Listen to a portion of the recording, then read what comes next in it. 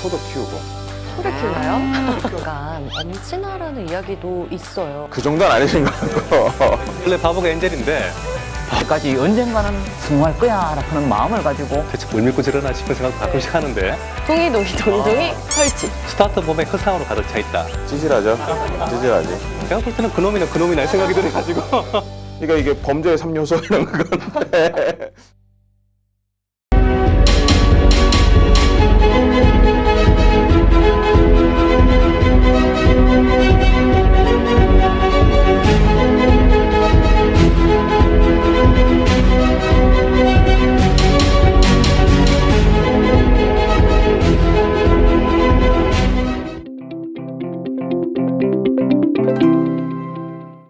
스타트업을 키우는 과정에서 창업자는 중요한 선택을 해야 하는 상황이 종종 발생합니다. 주커버그도 페이스북을 성장시키는 과정에서 수많은 선택의 순간이 있었지만 기업 가치와 자신의 존재 가치를 높이는 방향으로 일관되게 선택했다는 것은 유명합니다. 주커버그는 고등학교 때 mp3 플레이어 시냅스를 개발하였고 시장에서 좋은 반응을 얻자 마이크로소프트와 AOL 측에서 이를 사들이고 주커버그를 고용하겠다는 제안이 있었습니다. 하지만 주커버그는 이를 거절하고 대학에 진학하죠. 이때부터 이미 보통 사람들과는 다른 비범함을 보였는데요. 엑셀러레이트로 유명한 Y 컴비네이터의 공동 설립자 폴 그레이엄에 따르면 주커버그는 처음 페이스북을 설립할 때 회사를 유한책임 회사로 설립했다고 합니다. 보통 투자를 기반으로 회사를 성장시키는 스타트업의 경우 절대 이렇게 회사를 만들지 않죠. 아마 잘 몰라서 그랬을 수도 있지만 또 한편으로는 자기가 만든 회사에 대한 소유욕이 컸기 때문일 수도 있다는 생각이 듭니다.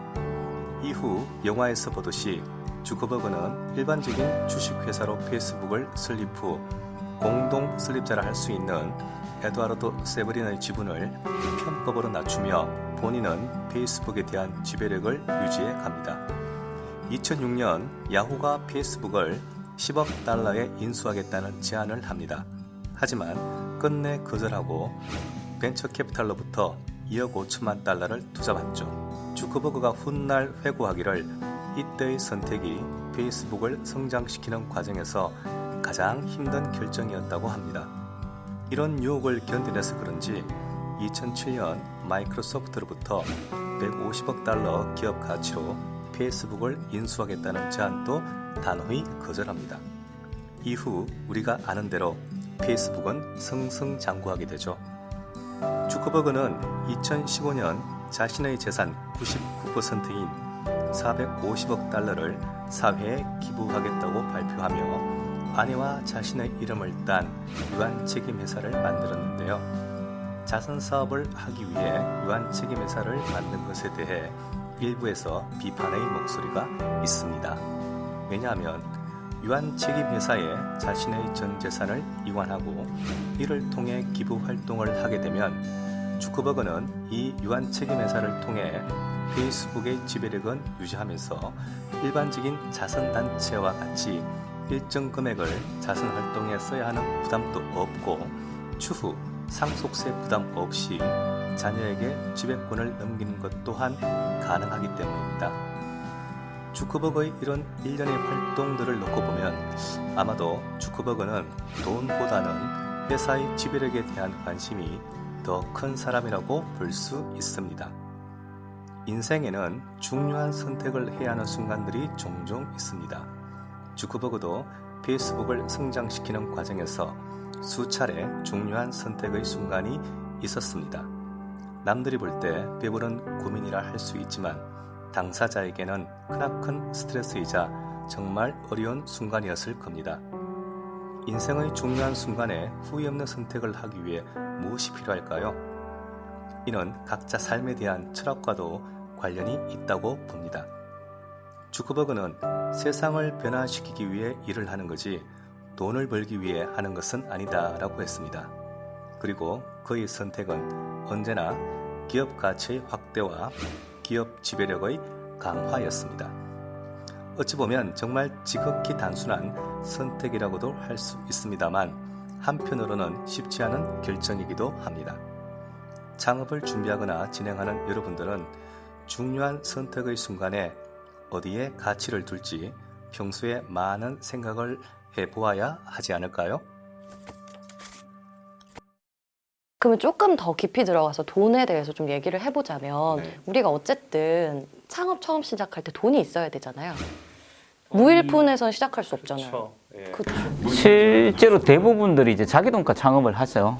제 같은 경우는 제 돈 가지고 했었고 그 당시만 자기 하더라도 자본이죠. 아니 대표님 하실 때만 하더라도 사실 없었어요. 그게 일반적이었죠. 네. 돈을 안 빌려요. 요즘은 그게 일반적이지 않은데 그 당시는 일반적이었죠. 그 예전에 제 같은 경우 은행 가가 돈 빌려주세요 이런 거 하려고 하면 그러면 이제 네 재산 뭐 있는데라고 얘기를 해요. 담보대출 내가 뭘 믿고 너무 빌려주느냐라고 해요. 그래서 제 같은 경우도 거의 제 돈가 하고 근데 이제 보통 우리가 그 창업할 때 창업계에서 그냥 농담으로 하는 얘기가 있죠. 네. 3F 혹은 4F라 부르는데 이제 그 F가 그 패밀리, 네.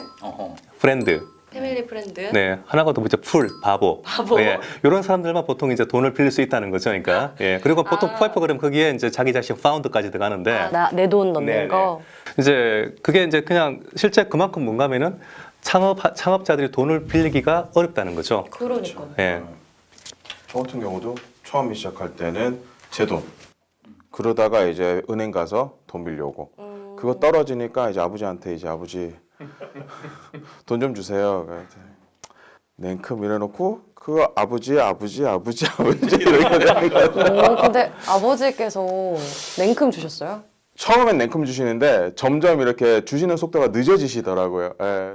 엄친아 아니세요? 아니 저희 엄친아는 아닌데 저희 아버지 재산이 뭐 주셨는데 계속 있는 거 보니까 나쁘시지 않으신 것 같아요. 예.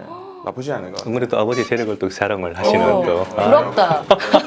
오늘 여러 번 부럽다. 예전에 제가 PC방을 했었단 말이죠.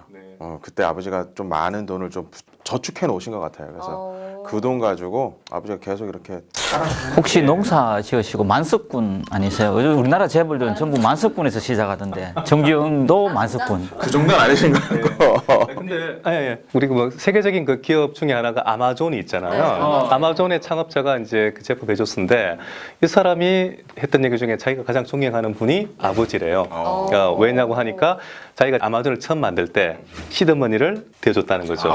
그것도 두 존경해야지, 번에 그럼. 걸쳐가지고 두 번에 두 번에 걸쳐가지고 두 번? 한 2차 펀딩 쉽지 않은. 아니 지금 미국 대통령도 자기가 잘 나가는 게 아버지 잘 만나 그런 거 아니에요?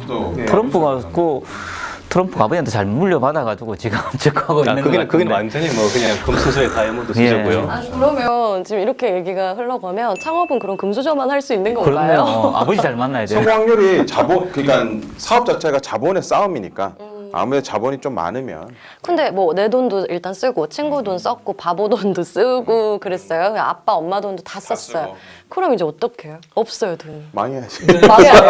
그다음부터 이제 시드머니를 받고 사실 그 돈으로 우리가 최소한의 성과를 만들어야죠. 네. 예, 그러면 이제 이 성과를 기반으로 그 다음부터는 이제 외부의 투자를 받는 단계에 들어가죠. 예, 실제 대부분의 스타트업들이 뭔가 매출을 내면서 성장하기는 쉽지 않거든요. 네. 예, 그러다 보니까 이제 계속 뭔가 회사의 그 비전 이걸 잘 네. 제시하고 성장 가능성 그리고 중간중간에 결과물들을 잘 정리해가지고 외부에 자금이 있는 분들의 그 자금과 그리고 네. 그들의 네트워크를 연계해가지고 계속 성장할 수 있는 그런 이제 전략을 세우는 게 되게 중요합니다. 자금을 좀 조달할 수 있는 구체적인 방법에 대해서 좀 이야기를 해주신다면 어떤 보통 게 우리가 있을까요? 창업자들이 이제 창업할 때 네. 제일 중요한 게 자금 조달인데 네, 그럼요. 대한민국에서 우리가 흔히 본다면 크게 한 세 가지 정도가 있을 것 네. 같아요. 첫 번째는 아무래도 뭐 제 같은 지원 기관들을 통해서 창업 지원 사업을 따내는 거죠. 그러면 이제 제품 개발이 네. 가능하니까요. 그다음 두 번째는 이제 투자 얘기 나왔던 근데 많은 분들이 지금 사실 투자에 환상을 갖고 있는 것 같은데 제가 조금 뒤에 네. 그 좀 환상이 깨는 얘기 좀 해드리고 싶어요. 예. 그리고 세 번째가 이제 그 대출이거든요. 대출. 예, 금융기관 통해서 대출인데 저는 개인적으로 역량이 된다면 대출이 가장 바람직한 방법 중에 하나가 아닐까라고 생각을 하고 있습니다. 세 가지 중에요? 네네. 세 가지 중에? 일단 대출을 기본으로 깔고 가고 그 다음에 지원 사업을 수시로 하면서 좋은 결과치가 나왔다라고 생각이 들 때 좋은 조건으로 좋은 조건으로 투자를 받아야 돼요. 지금 그러니까 대한민국 스타트업들이 보면은 가지는 그러니까 일반적인 생각들은 네. 투자가 최고라고 생각하는 것 같고요. 네. 예, 두 번째 그다음에 지원 사업. 네. 그리고 이제 세 번째가 대출 웬만하면 안 받으려고 그래요. 예, 내 돈 깨진다고 생각하니까. 근데 그런 기분이 근데- 좀 있죠. 빚지는 기분. 예, 근데 실제 이제 그렇게 해가지고 투자를 받아보고 사업을 하다 보니까 이 투자가 결코 공돈이 아니라는 걸 알게 되거든요. 근데 왜 엔젤 투자 뭐 이런 말도 있던데요? 그것도 있잖아요. 아까 우리 첫 번째 나왔던 그 바보가 투자한다 그랬지 않습니까? 그 바보가 원래 엔젤이에요. 아, 바보가 예, 엔젤이. 원래 바보가 엔젤인데 바보가 엔젤 맞나? 바보가 엔젤이죠. 바보가 그렇죠? 엔젤. 우리가 예. 엔젤 투자자를 비하는 건 아니지만 네. 여기서 말하는 그런 순수한 의미의 예, 엔젤은 사실 바보죠. 네. 예. 그럼 우리가 이제 스타트업께서도 나오는 말 중에 하나가 스타트업 몸에 허상으로 가득 차 있다. 세상에 없는 엔젤을 찾고 네. 예, 세상에 없는 유니콘 기업이 되겠다고. 유니콘 본 적 없잖아요, 그죠? 본적 없어요. 엔젤을 이렇게 가끔 뭐 누구는 봤다고 하던데, 예, 보통 못 보지 않습니까? 이제 그런 걸 추구하기 때문에 이제 그렇게 나오는 얘기인데, 네. 특히 이제 창업자들이 많이 포커싱하는 투자. 네. 투자가 참 이게 현재 대한민국에서도 보면 이제 미국의 창업 생태계를 많이 벤치마킹하다 보니까 네. 미국은 거의 모든 게 투자에서 진행이 되지 않습니까? 그러다 보니까 많이 이제 그러니까 투자의 좋은 점만 부각을 시켜요. 아, 긍정적인 면만? 네, 근데 거기에는 반드시 어두운 면이 존재하거든요. 그렇죠. 근데 이거 어두운 얘기를 잘 안 해줘요. 어두운 얘기가 있나요, 조 대표님?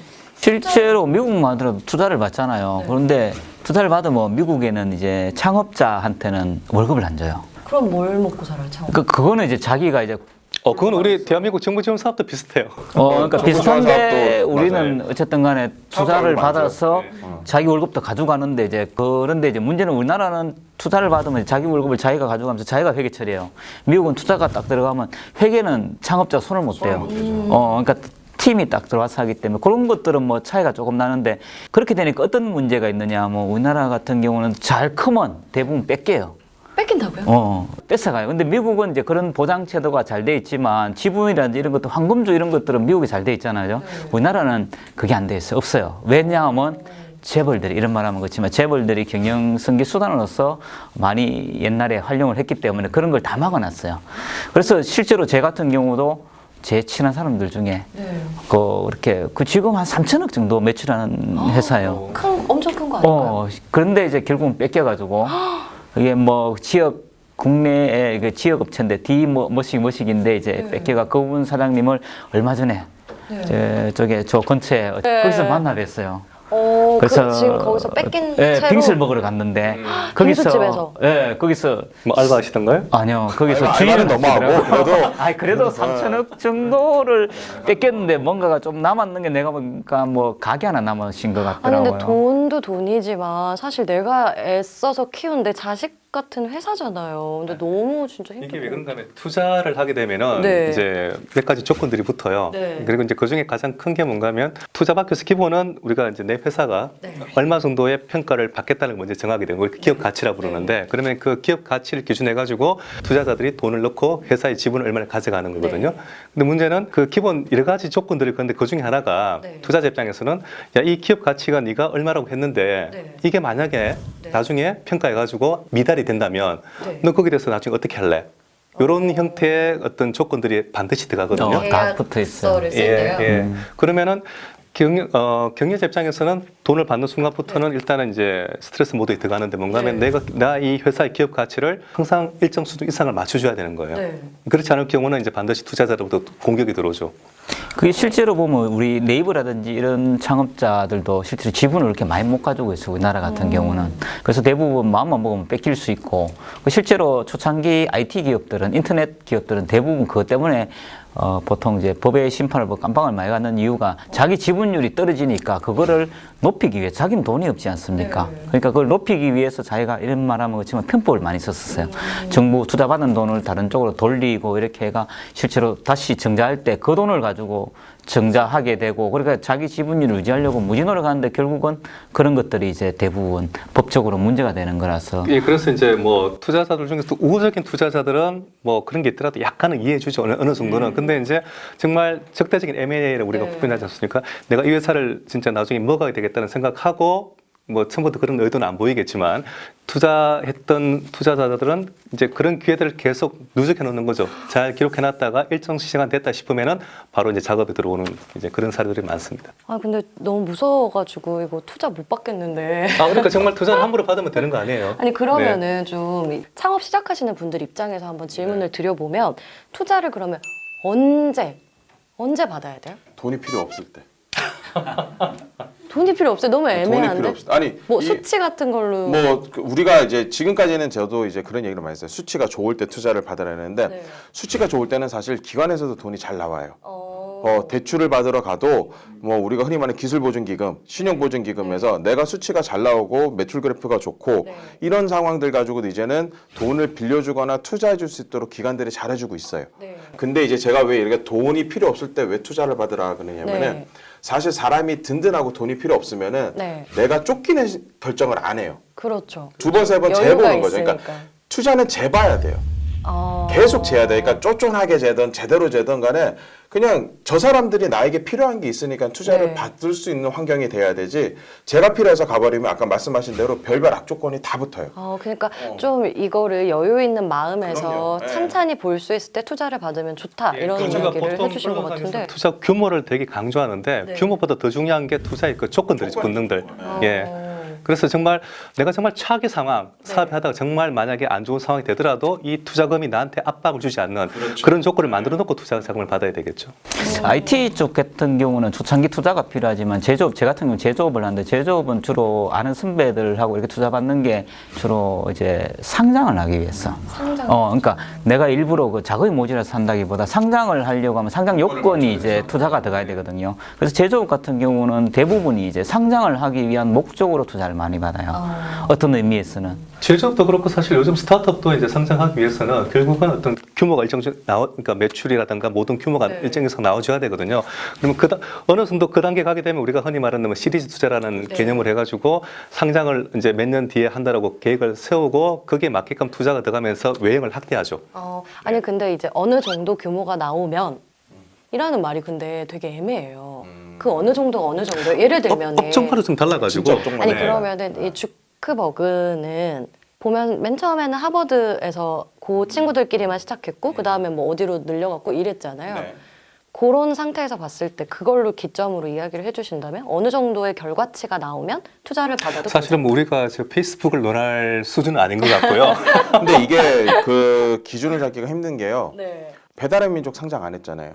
어... 쿠팡 상장 안 했잖아요. 아직 안 했죠. 아니 상장까지 안 가더라도 그냥 투자. 투자는 많이 투자는 많이 받았고 그러니까 투자는 어느 정도 그들 기업들은 지금 기업 가치가 1조가 넘거든요. 우리가 1조 넘는 그 스타트업을 유니콘이라고 불러요. 보통 네. 10년 창업한 지 10년이 안 되고 네. 기업 가치가 1조 이상 넘어가게 되면 유니콘이라고 부르고 네.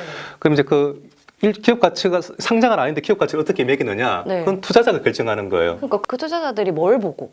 아니 근데 제조업 같은 경우는 예를 들어가 제가 투자가 언제 들어오냐면 공장 설립할 때, 즉 제품 개발은 다 되어 있고 이제 막 어떻게든 제품을 만들어가 팔려고 하기 직전에 팔 수 있으니까 돈이 그렇죠. 될 이제 때. 돈만 있으면 이제 무조건 찍어내서 팔려고 하는 그 시점에 이제 주로 투자를 많이 받습니다. 예, 그래야지만 그걸 바탕으로 해서 매출이 확 늘고 그러면 그 다음에 2, 3년 있다가 바로 상장으로 가는 케이스입니다. 그럼 IT 같은 경우는? 사실은 IT도 그렇고 뭐 특히 이제 뭐 지금 바이오도 그렇고 네.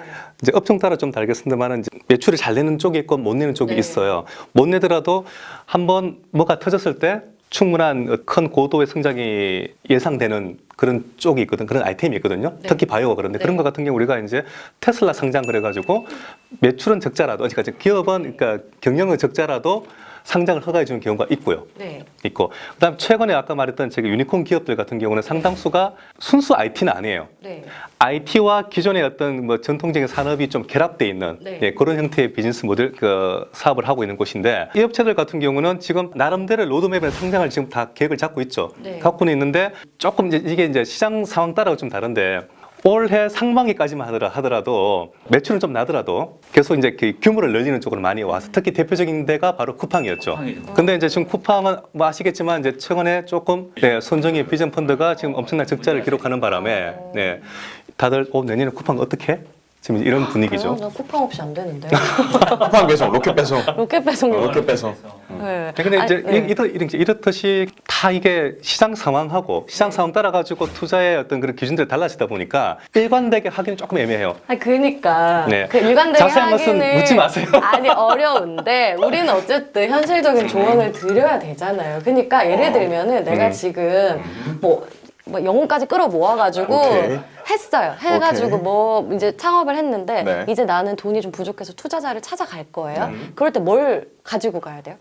이렇게 투자자 만나러 가면 안 된다고 내가 지금 얘기를 했잖아요. 돈이 필요해서 찾아가면 그 순간부터는 이 사람이 원하는 대로 모든 걸 다 맞춰주게 돼 있어요.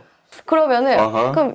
그러면 오케이. 알겠어요. 그러면은 투자 받으러 와봐요. 오케이. 그럼 어디 가서 만나요? 아, 투자자는요? 왜냐 은행에 기관으로 가셔야지. 아, 기관에 가요? 기관으로. 아니 이제 보통 우리가 IRD 그래가지고 기관사 하는 것도 있고 또 네. 민간 벤처사 하는 있고 그런 투자자와 그 창업가들이 만나는 그런 네트워킹 행사들이 정말 많아요. 요즘 많이 정말 생겼어요. 많아요. 근데 네. 뭐라고 치면 나와요? IR 쇼케이스 네, 뭐 이렇게 IR 치면 뭐 쇼케이스, IRD, 데모데이 이렇게 치면은 네이버에? 예, 네이버 치면은 또 행사도 되게 많고요. 각 기관에서 여는 그런 것들이 많기 때문에 그런데 그러면 내가 뭔가 발표자를 가지고 신청하는 네. 거죠. 예. 근데 이런 게 지금 궁금한 게 이건 거죠. 이제 그 사람이 왜 투자가 필요할까라고부터 생각을 해봐야 되거든요. 자기 자신이요? 자기 자신이. 네. 그러니까 내가 지금 돈이 없어서라고 하면 아까 말한 대로 친구도 있고 기관도 있고 지원 사업도 있어요. 다 안 되면 어떡해? 다 안 돼. 그러니까 이게 문제인 거예요. 다 안 돼서 투자를 만나러 가는 거예요. 다 안 되면 접어야 돼요. 접어야 돼요. 접어야 돼요. 다 안 되면 접어야 돼요. 맞아요, 맞아요. 다 못 받는 거를 투자사가 왜 해줘요? 투자가. 아니 이거 다 창업 받으시- 추천 방송 아닌가요? 아니야. 하여튼 안 되면 현실을 접어야지. 얘기하는 거죠. 현실을. 그렇죠. 다 그게 넣는데 만약에 다 안 됐으면 여러분 이걸 그거 접으셔야 접으시는 돼요. 거예요. 그 아이템 버리는 거예요. 네. 피보팅 해야죠. 이 생각을 못 해봤어요. 이게 답이라니까요. 왜 안 되는 걸 끝까지 붙잡고 있어? 그래 은행에서도 안 된다고 하고 엄마도 아니라 그래. 심지어 엄마도 아니라 그래 이거. 아들아. 엄마가 봐도 이건 아니야. 접어야 돼. 그러네 엄마는 아니라고 하기 쉽지 않거든요. 가족이 돈 안 주면은 끝난 거예요. 그 기관도 X를 표시하면 당연하죠. 그렇구나. 다시 시작하면 돼요. 다시 시작하는 게 있잖아요. 우리가 인생 한 번 사는 것도 아니고. 근데 여기서 중요한 거는 접을 때 또 잘 접어야 돼요. 그렇죠. 예. 어떻게 잘 접을 수 있나요? 즉 가장 일단 세금 남기지 말고. 그렇죠. 사대보험 밀리지 말고. 퇴직금 잘 처리하고. 오케이. 그거 이제 가장 기본이고 그 다음에 또 이제 또 내가 어떻게 또 돈을 빌린 게 있으면 이렇다면 얼마라도 주면서 제가 못 갚은 것은 다음에 언제 기회 되면 갚겠습니다. 그런 최소한의 마음의 성이라도 보여야 되는 거죠. 투자자한테? 아니죠. 아니요. 아까 빌린 돈을 빌려놓은데 사람한테. 투자자를 제외한 나머지 아니 근데 은행에 이게 통해요? 은행에 통해요. 진짜요? 모르셨죠? 저 몰랐어요. 은행 통해요. 죄송한데 제가 돈이 없는데 다음에 갚을게요가 된다고요? 아니죠. 내가 요것밖에 없는데 아. 그거 세금도 통하고 다 통해요. 세금도 통해요. 아니 세상에 내고가 없는 데가 없어요. 대신 이자는 붙죠. 이자는 붙는데 통해요. 사람이 하는 일인데. 사람이 하는 일이에요. 그렇죠. 사람이 하는 일이에요. 사람이 경제다. 원래 모든 게 빌리기가 힘들지 갚는 거는 이 사람 마음이에요. 근데 이제 이걸 제대로 못하면 그 다음에 한번 접근한 다음에는 다시 열기가 정말 힘들어요. 네, 주자식 저거는 지난번에 할 때 보니까 그렇죠. 신용을 잃으니까. 신용 신용을 바닥 돼버리지 않습니까? 그다음부터 신뢰를 못 힘들어져요. 받는 곳. 그러니까 우리가 알고 있는 숫자상의 신용이 중요한 게 아니고 인간적인 신용이 또 있잖아요. 그거를 잘 케어를 해야 되는 거죠.